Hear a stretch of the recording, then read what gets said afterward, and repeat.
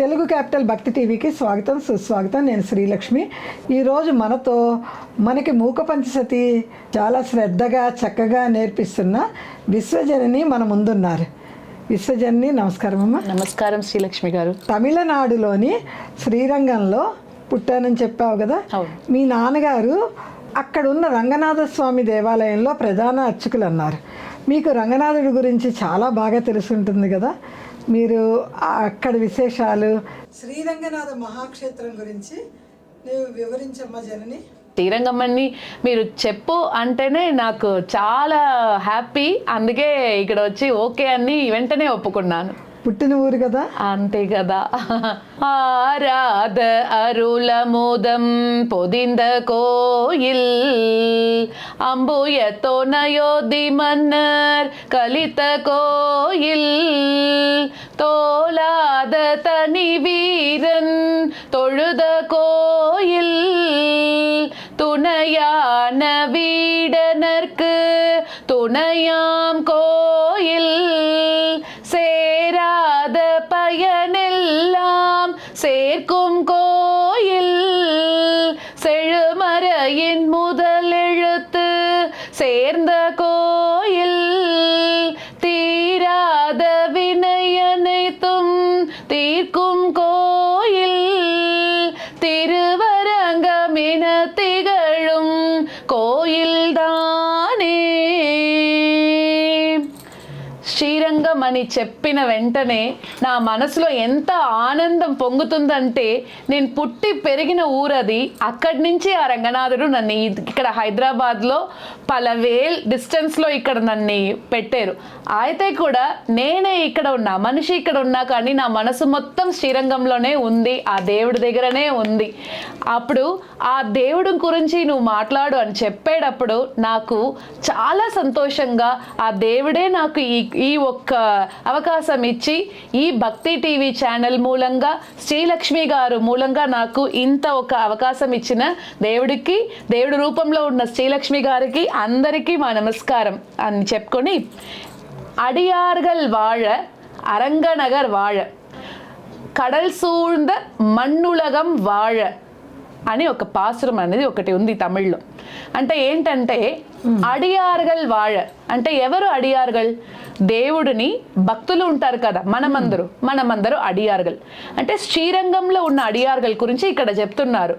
అడియార్గల్ వాழ అరంగనగర్ వాழ, అక్కడ శ్రీరంగనాథుడి వాళ్ళ భక్తుడు అరంగన అడియార్గల్ వీళ్ళందరూ మంచిగా ఉంటే, శ్రీరంగం అనే ఒక క్షేత్రము ఇంకా దాంట్లో ఉన్న భక్తులు వీళ్ళందరూ మంచిగా ఉన్నారంటే, కడల్ సూழ்ந்த మన్నులగం వాழ అంటే ఈ సముద్రం చుట్టూ ఈ భూలోకం అన్నది ఉంది కదా, అది చాలా మంచిగా ఉంటుందంట. సో అందుకే అడియార్గల్ వాழ అరంగనగర్ వాழ కడల్ సూழ்ந்த మన్నులగం వాழ అనే ఒక పాసురం అని చెప్తున్నారు. ఇప్పుడు మనం చెప్తే, ఇప్పుడు కోవిల్ అంటే రెండు చెప్తారు. ఒకటి ఏంటంటే భూలోక వైకుంఠం, అదేది శ్రీరంగం. అక్కడ ఉన్న రంగనాథ స్వామిని రంగరాజా అంటాము. రంగరాజా వైష్ణవ సంప్రదాయంలో భూలోక వైకుంఠం. మళ్ళీ శైవ సంప్రదాయంలో భూలోక కైలాసం అని ఒకటి ఉంది, అదే చిదంబరం. అక్కడ నటరాజా. సో ఈ రెండు రాజా వల్లనే ఈ భూలోకం అన్నది చాలా మంచిగా జరుగుతుంది అని చెప్తున్నారు. నటరాజ రంగరాజ శ్రీరంగంలో, ఇక్కడ ఏమో నటరాజ అని. మనకి భూలోక వైకుంఠం అని చెప్పేశాం కదా, అలా ఈ శ్రీరంగం ఎలా ఉంటది? సాక్షాత్ వైకుంఠం ఎలా ఉంటుందో సేమ్ అలాగే శ్రీరంగం ఉంటది. మీరు ఒక్కసారి శ్రీరంగంకి వెళ్ళారనుకోండి, అక్కడ వచ్చిన డివైన్ స్మెల్, ఆ పూలు స్మెల్, గుడి ఇవన్నీ చూస్తే మీరు ఒక క్షణం ఆలోచిస్తారు, అరే మనం గుడికి వచ్చామా, శ్రీరంగంకి వచ్చామా, వైకుంఠంలో ఉన్నామా అని. అంత గొప్పగా ఉన్నది శ్రీరంగం అనే ఒక దివ్య దేశం. అక్కడ భూలోక వైకుంఠం అని చెప్పాం కదా, సో సేమ్ మనకి ఇక్కడ ఉంది. అయితే అక్కడ ఇది దివ్య దేశం అంటే ఏంటో తెలుసు కదా, 108 దివ్య దేశం అన్నది ఉంది. వైష్ణవ సంప్రదాయతలో 108 దివ్య దేశం అన్నది ఉంది. ఆ 108 దివ్య దేశంకి ఇప్పుడు ఒక మనుషులు ఉన్నారంటే వాళ్ళకి ఒక లీడర్ ఉంటారు కదా, అలానే 108 దివ్య దేశంకి హెడ్ ఎవరు అంటే మన శ్రీరంగం. అక్కడ శయన తిరుకోలంలో ఉన్న రంగనాథ స్వామియే అందరికీ హెడ్ అని చెప్తున్నారు. రంగనాథ స్వామి ఎవరికైనా మీరు అంటే మీరు ఇప్పుడు మనసులో నేను ఇప్పుడు శ్రీరంగం చూడాలి అని ఒక కోరిక ఉంటే చాలు, మనస్ఫూర్తిగా కోరిక చేసుకుంటే చాలు. ఆ రంగనాథ స్వామి అంత ఆనందంగా అయ్యో నన్ను చూసేదానికి వస్తున్నారా నేనే ఇప్పుడు దానికి అన్ని ఏర్పాట్లు చేస్తా అని వాళ్ళు మిమ్మల్ని అక్కడ తీసుకుని పోతారు. అంత ఒక ఇంకా చెప్తూనే పోవచ్చు మా శ్రీరంగం గురించి. తర్వాత ఈ శ్రీరంగం భోగ మండపం అని చెప్తారు. భోగ మండపం అన్ని ఎంజాయ్మెంట్సే శ్రీరంగంలో. దేవుడికి ఎంజాయ్మెంట్స్ అంటే ఏంటి, మనం సినిమా బీచ్ అది కాదు, దేవుడు అంత ఎంజాయ్ చేస్తారు. అంటే 365 days ఉంది కదా, దాంట్లో 360 days అక్కడ ఉత్సవమే. ప్రతిరోజు ఏదో చిత్రై ఉత్సవం, వైగాసి బ్రహ్మోత్సవం, వసంత ఉత్సవం, ఇలా ఎప్పుడు అక్కడ ఉత్సవమే. ఆ దేవుడికి తన్ని అలంకారం చేసుకోవాలి, ఎప్పుడు బయటనే ఉంటారు. ఉత్తర వీధి స్వామి ఉత్సవ స్వామి ఉన్నారు కదా, ఎప్పుడు బయటనే ఉంటారు. ఇట్లాంటిది మీరు ఏ గుడిలో చూడరు. అవును, 365 రోజుల ఉత్సవం అన్నది ఏ పుణ్యక్షేత్రంలోనూ చూడలేదు. అవును, ఎప్పుడు ఆ దేవుడికి బయట ఉండాలి, భక్తులు అన్ని చూడాలి అని అక్కడ. ఇప్పుడు ఆయనే బయటకు వచ్చి భక్తులను చూస్తారు. ఇప్పుడు కొంతమందికి గుడికి వెళ్ళలేదు అట్లా ఉంటది కదా. ఆ దేవుడికి ఏంటంటే కరుణ ఎక్కువ. అంటే నన్ను చూడాలి అనుకున్నారు కదా, అయ్యో పాపం వాళ్ళు చూడలేదు కదా అని తనే బయట వచ్చి అన్ని చూస్తారు. ఇప్పుడు ఆదిశంకరర్ కూడా తన పాటల్లో ఏం చెప్పారు తెలుసా, బ్రహ్మాది రాజా సురరాజ రాజా అని చెప్పారు. ఈ రంగరాజా అన్నది నార్మల్ రాజా అని అనుకోవద్దు, ఈ భూలోకంకే రాజా కదా వాళ్ళు, అన్ని దైవంకి రాజా, బ్రహ్మకి రాజా, సురరాజ అంటే దేవర్గల్కి రాజా, దేవతాలకి రాజా, అన్నిటికీ రంగనాథ పెరుమాళే ప్రత్యేకమైన ఒక దేవుడు అంటే రంగనాథ స్వామియే అని చెప్పవచ్చు.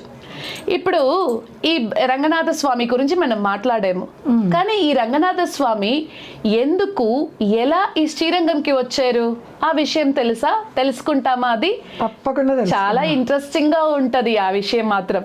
బ్రహ్మ సత్యలోకంలో ఈ రంగనాథ స్వామి ఒక విగ్రహం పెట్టుకుని పూజించి వచ్చారంట.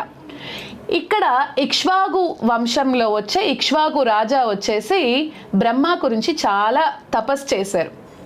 ఈ ఇక్ష్వాకు రాజా తపస్సు చేశారు కదా, దానికి బ్రహ్మ సంతోషపడి నీకు ఏం వరం కావాలి అడుగు, నేను అది ఇచ్చేదానికి తయారుగా ఉన్నా అని బ్రహ్మ చెప్పారంట. అప్పుడు ఇక్ష్వాకు రాజా ఏం చేశారంట, నాకు ఒక్కటే కావాలి, నువ్వు ఆరాధించున్నావు కదా ఆ రంగనాథ స్వామి, అది నాకు ఇవ్వు అని అడిగారంట. బ్రహ్మకి ఏంటి, మన గురించే కదా తపస్సు చేశారు, మనం వాళ్ళు అడిగేది ఇవ్వాలి కదా అని ఓకే అని ఇచ్చేశారు.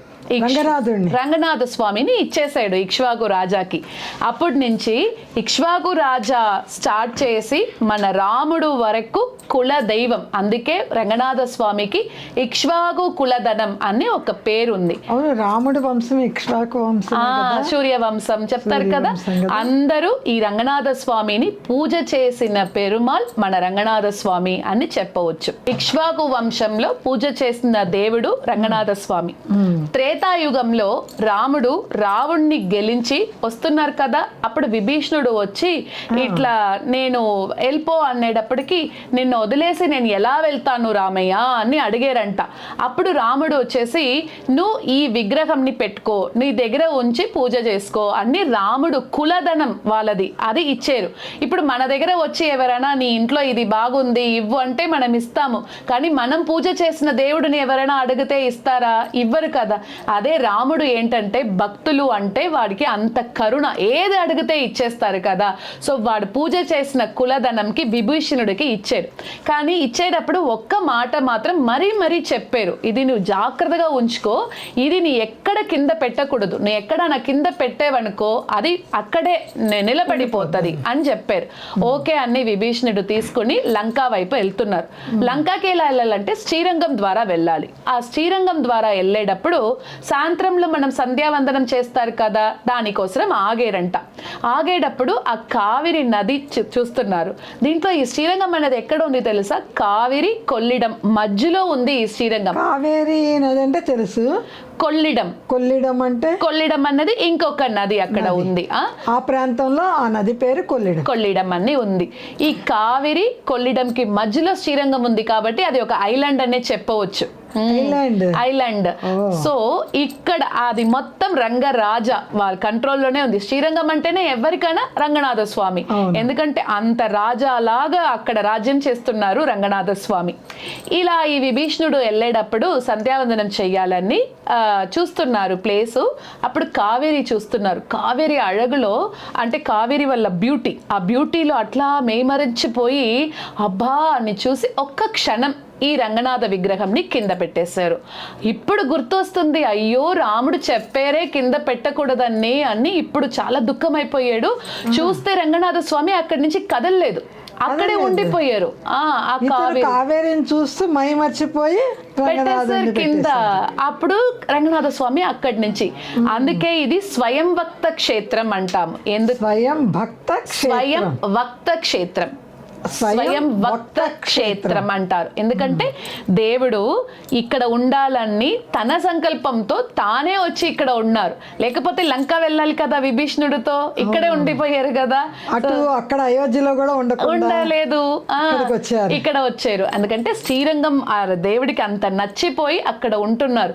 భూలోక వైకుంఠం కదా, వైకుంఠంకి వెళ్ళి మనం చూడలేము, చూస్తే మళ్ళీ రాలేము.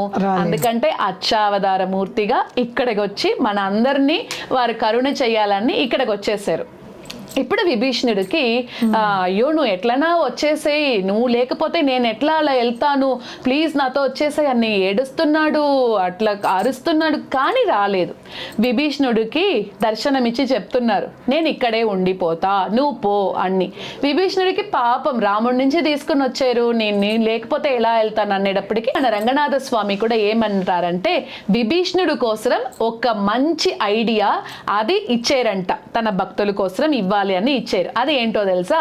కుడదిశై முடியை வைத்து குணதிசை பாதம் நீட்டி வடதிசை பின்பு காட்டி తెన్ దిశై ఇలంగై నోకి. ఒక్కొక్క డైరెక్షన్ లో స్వామి వారిది ఒక్కొక్క ఇది ఉంది. దీంట్లో మనం ముఖ్యంగా తెలుసుకోవాలది ఏంటంటే తెన్ దిశై ఇలంగై నోకి. తెన్ దిశై అంటే సౌత్ డైరెక్షన్. ఆ దేవుడి ఫేస్ ఏది చూసి ఉంది? South direction. సౌత్ లో ఏముంది? లంక. ఆ లంకాన్ని చూసి విభీషణుడు రోజు చూడాలని కోరుకున్నాడు కదా, అందుకోసం విభీషణుడు కోసం ఇక్కడ రంగనాథ స్వామి విభీషణుడు చూసి పడుకున్నారంట అక్కడ అని చెప్తున్నారు. అప్పుడు విభీషణుడు కూడా ఈ రోజు వరకు కూడా రంగనాథ స్వామిని చూసి పూజ చేసి తర్వాత వాళ్ళ పని అది మొదలు పెట్టుకుంటారు. సో చూసారా రంగనాథ స్వామి వారి కరుణే కదా, చాలా మంచి దేవుడు అని చెప్పొచ్చు. మంచి అంటే భక్తుడికి కనపడాలి, భక్తుడికి అన్ని చేస్తారు అట్లా. సో విభీషణుడు కోసం అది చేశారు. తర్వాత ఇక్కడ ఉన్న విమానం పేరేంటో తెలుసా? ప్రణవాకార విమానం. ప్రణవం అంటే ఓం, అది ఉంది కదా, ఆ ఓం టైప్ లో ఇక్కడ విమానం ఉంటది. ఆ విమానంకి కింద గర్భగృహం ఉంది. అక్కడ రంగనాథ పెరుమాళ్ శయనకోలంలో ఉంటారు. గర్భగృహం వచ్చేసి ఆ ప్రణవాకార విమానంకి కింద ఉంది. సో అక్కడ విమానంలో మీరు చూసారంటే పరవాసుదేవర్ ఉంటారు. ఆ పరవాసుదేవర్ మీరు ఎప్పుడైనా ఈ వీడియో చూస్తున్న అందరూ కూడా శ్రీరంగం వెళ్తే తప్పకుండా ఆ విమానం చూడండి, దాంట్లో పరవాసుదేవర్ ఉంటారు. ఆ పరవాసుదేవర్ చూస్తే మనకి ఎలా ఉంటదంటే, పరవాసుదేవర్ తెలుసు కదా శ్రీవైకుంఠంలో ఉంటారు కదా, వాళ్ళ దగ్గర నుంచే అన్ని ఇది వస్తుంది, బ్రాంచెస్ వస్తుంది అన్ని దేవుడు వారు కదా. అప్పుడు అనిరుద్ధన్, సంకర్షణర్, ప్రద్యుమ్నన్, పరవాసుదేవర్ అన్ని వస్తుంది కదా. వీళ్ళందరికీ పరవాసుదేవరే ఫస్ట్. ఆ ఒక విగ్రహం అనేది, ఆ ఒక ఫోటో ఆ విమానంలో ఉంది. సో ఆ విమానం కిందనే మన రంగనాథ స్వామి వారు ఉన్నారు. ఈ గుడికి ఇంకొకటి ఉంది, అదేంటో తెలుసా? ఇది అన్ని పెద్దది. ఈ గుడిలో ఈ పెరుమాళ్ పేరు పెరియ పెరుమాళ్. పెరియ పెరుమాళ్. అమ్మవారి పేరు పెరియ పిరాటి అని పేరు. పిరాటి. రంగనాయకి తాయారని నామం, పెరియ పిరాటి అని చెప్తాము. అలాగే ఈ గుడిలో ప్రసాదం ఇస్తారు కదా పెరుమాళకి, దానికి పెరియ తలిగై అంటాము. తలిగై అంటే మన తమిళ్లో ఫుడ్ అని పేరు, ఇక్కడ చేసిన అన్ని పెరియ తలిగై అంటాము. ఇలా మీరు చూస్తూనే వస్తే అన్ని పెద్దది. ఇంకొకటి ఏంటంటే మీరు అన్ని గుడిలో గరుడ స్వామిని చూసి ఉంటారు. అవునవును. ఆ గరుడ స్వామి ఎలా ఉంటారు? చిన్నగా ఉంటారు, అంతే ఉంటారు కదా. ఈ గుడిలో ఏం ఫేమస్ అంటే పెద్ద గరుడన్, అందుకే పెరియ గరుడన్. ఇక్కడ కూడా అన్ని పెద్ద. అందుకంటే ఈ దేవుడు ఇచ్చిన మీకు వరం కూడా పెద్దగానే ఉంటది ఇక్కడ. సో ఆ గరుడ స్వామి ఎలా ఉంటారంటే ఇట్లా అంజలి ముద్రతో రంగనాథ స్వామిని చూస్తూ ఉంటారు. ఎవరైనా శ్రీరంగం వెళ్తే ఇవన్నీ మిస్ చెయ్యొద్దు. చాలా మంచి ప్లేస్ శ్రీరంగం అనేది. ఆ పెరియ గరుడన్ని చూసుకుని రావాలి. తర్వాత ఇక్కడ ఏం ఆగమంలో ఈ గుడి జరుగుతుందో తెలుసా? పాంచరాత్ర ఆగమం అని పేరు. 5 మునివర్గల్, 5 ఋషి ఉంటారు కదా, ఋషి పురుషులు, వాళ్ళని సెలెక్ట్ చేసి పాంచరాత్రం అంటే 5 రాత్రిలో ఆగమం నేర్పించారు. ఏ ఆగమం? ఈ గుడిలో ఏమేమి ఎలా జరగాలి అన్నది పాంచరాత్ర ఆగమం. ఇప్పుడు ఏంటంటే ఋషిగలంటే ఎవరు? భారద్వాజ ఋషి, కౌశికము ఋషి ఉన్నారు కదా.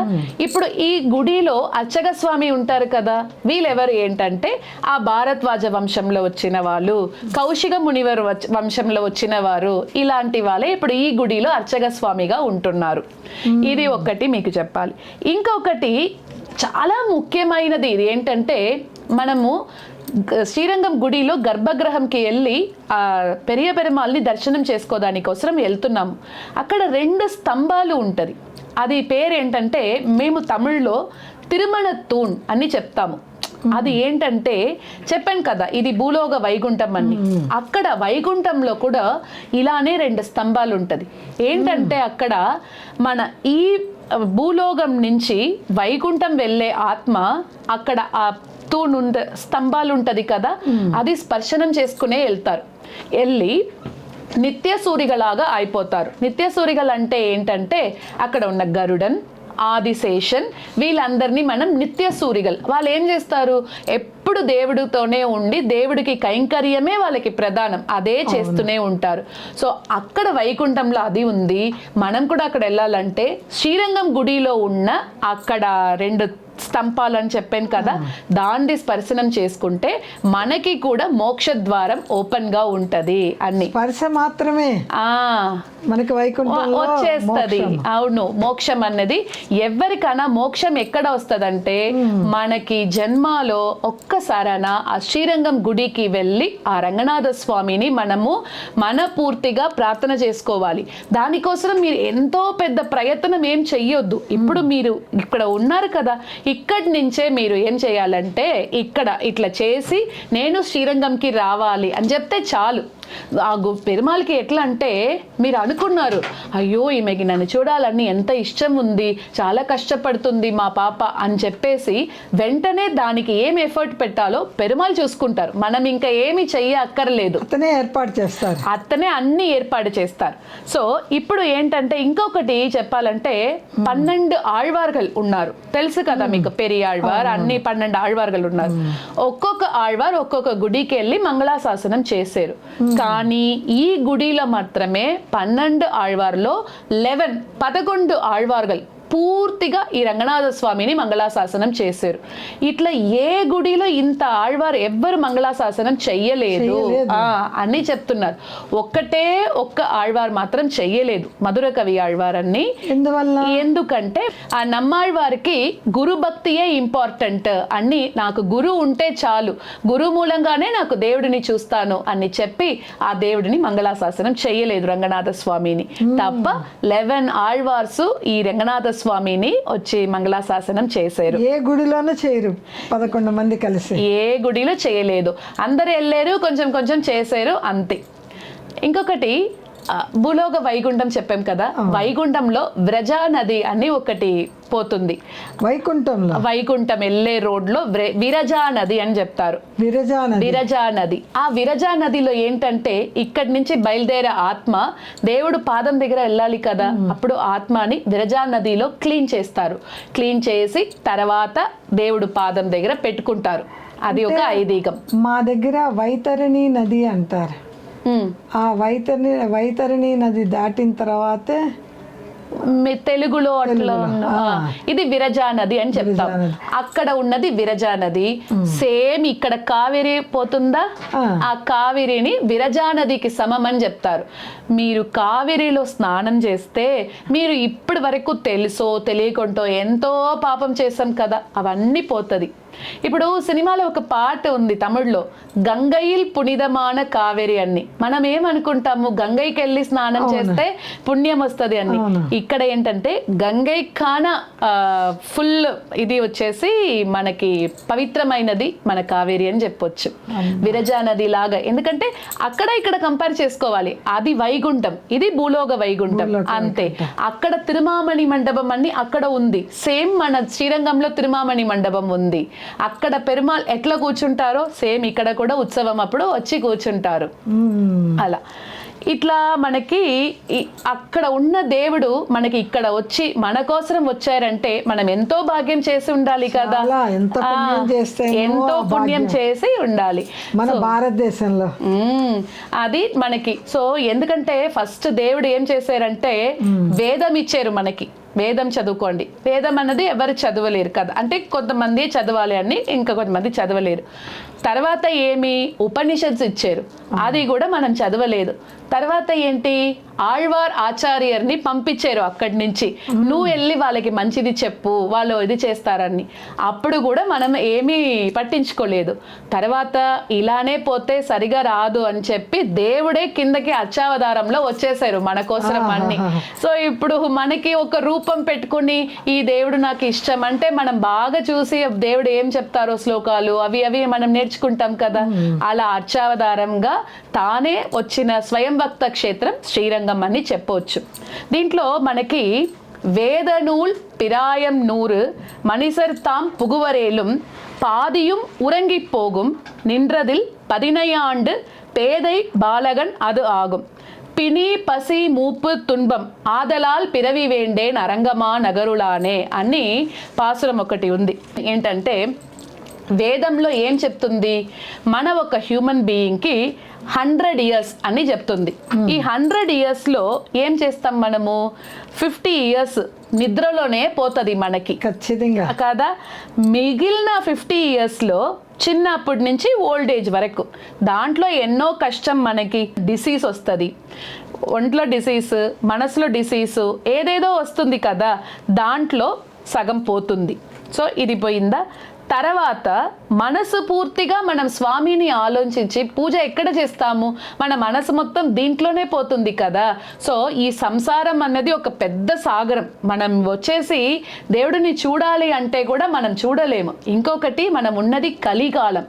ఈ కలికాలంలో ఆ కలి పురుషుని ఏం చేస్తాడో తెలుసా, ధర్మంకి ఆపోజిట్గా నడుస్తుంది అన్ని. అదే ఈ యుగ ధర్మం అని చెప్తారు.